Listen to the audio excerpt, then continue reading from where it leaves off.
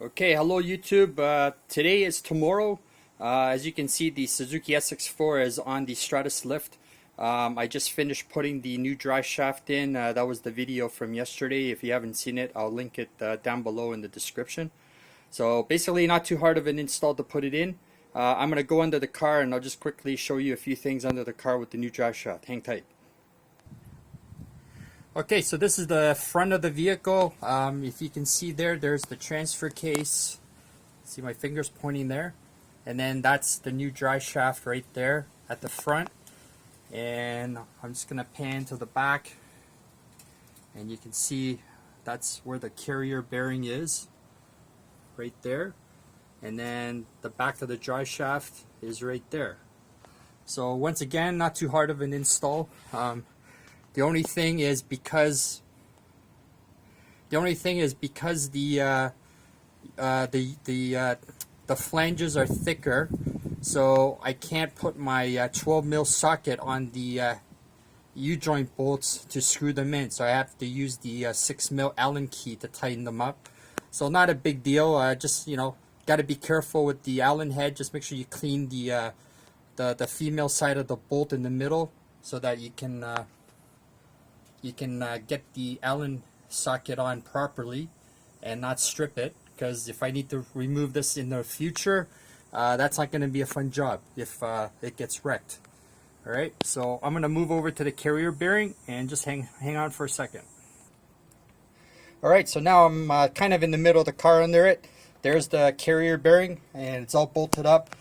Basically what I was doing under the car before I put the drive shaft in was clean out all the threaded holes and clean up the studs for the two nuts so they screw on nice, and also the U-joint bolts so they thread in really easy.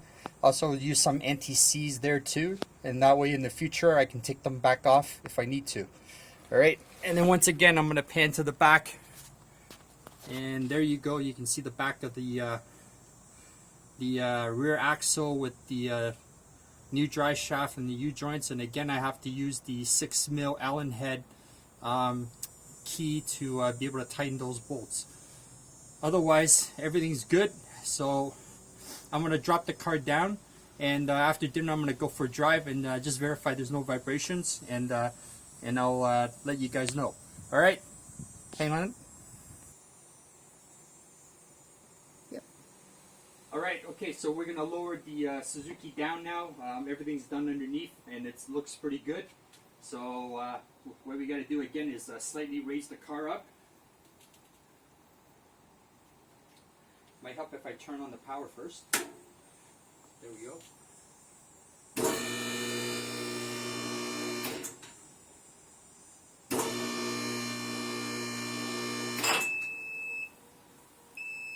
And there it goes, all the way down, nice and steady.